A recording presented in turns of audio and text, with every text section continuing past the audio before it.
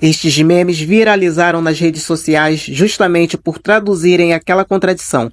Por fora uma emoção, por dentro outra totalmente oposta. Essa desconexão emocional vai muito além da zoeira. Na enfermagem, gerenciar emoções é coisa séria.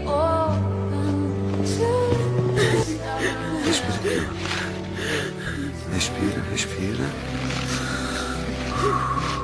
Respirando com calma, tranquila.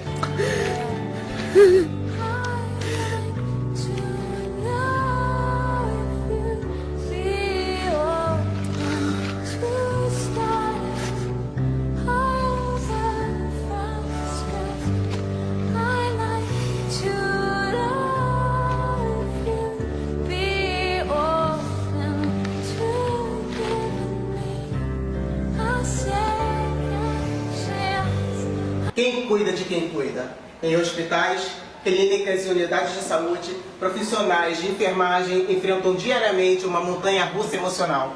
Eles precisam acolher pacientes em sofrimento, lidar com perdas e manter a calma em emergências, muitas vezes escondendo suas próprias angústias. Hoje, conversamos com Monique, enfermeira com 15 anos de experiência, para entender o trabalho emocional invisível por trás do jaleco.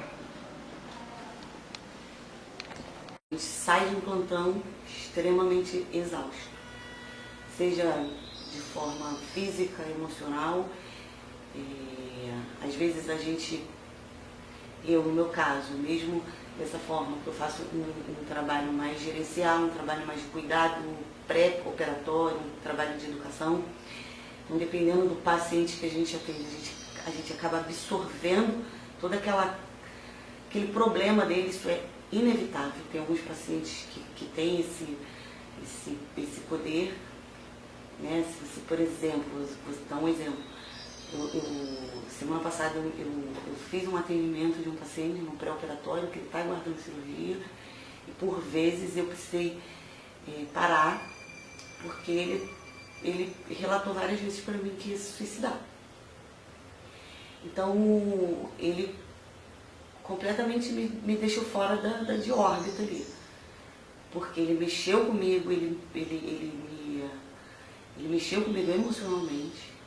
Eu passei dias trabalhando para esse paciente por conta da questão psicológica, encaminho para o psicólogo e fala com o assistente social e fala com a chefia de enfermagem, porque dentro do status que ele se encontra agora, o hospital ele não tem muito ainda o que fazer por ele, mas eu levei ele para um round, para uma reunião de chefia, e eu falei, eu preciso fazer alguma coisa, porque eu não posso carregar essa informação comigo, eu ter esse problema na minha frente e não conseguir resolver.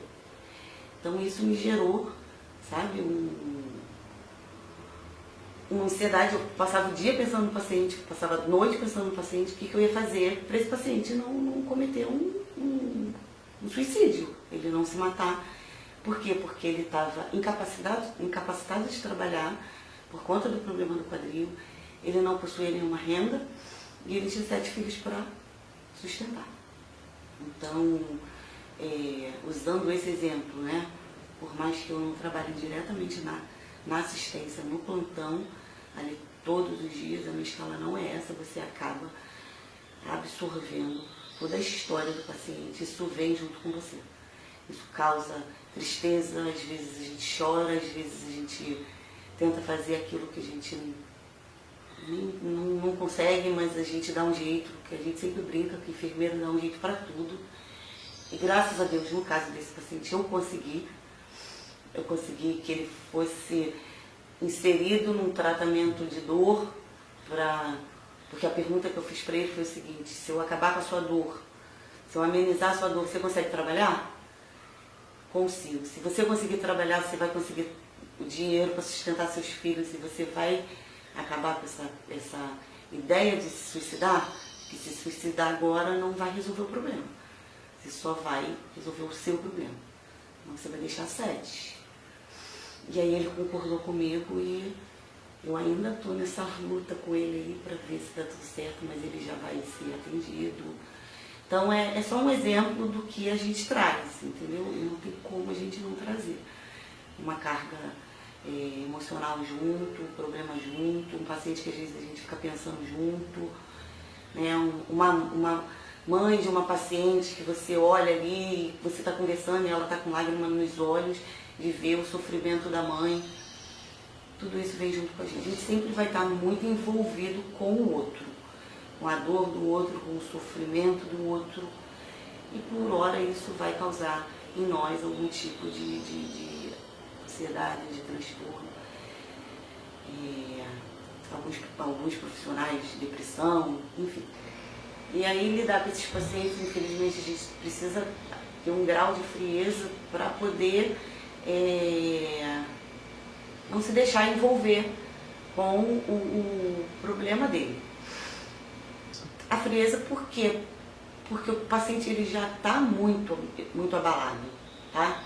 Ele já está mexido, ele já está ansioso, por hora deprimido.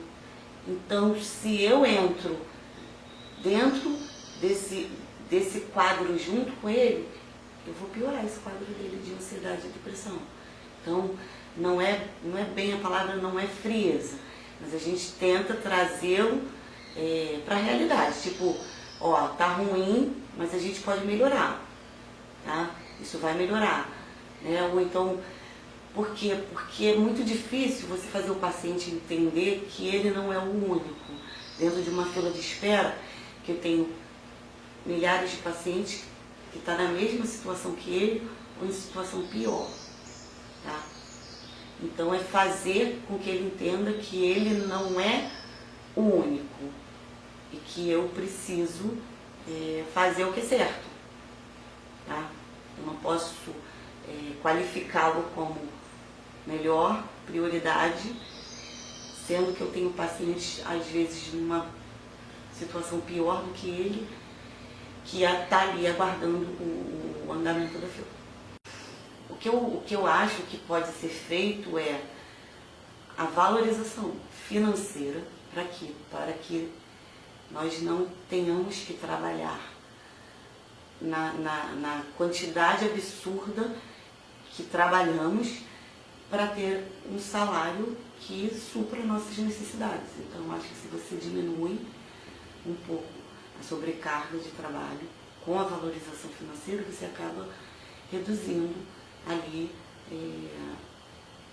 você tem que trabalhar mais, porque no meu caso, na minha escala normal, e aí eu faço os plantões extras para aumentar a minha renda, né?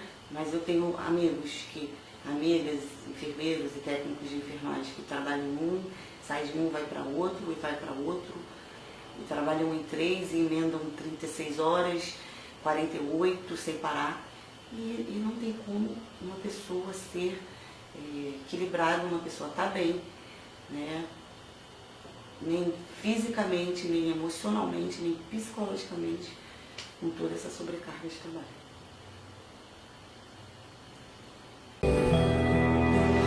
Gente, e aí a gente às vezes está ansiosa, a gente fica exausta, às vezes a gente não sabe explicar bem o que a gente está sentindo.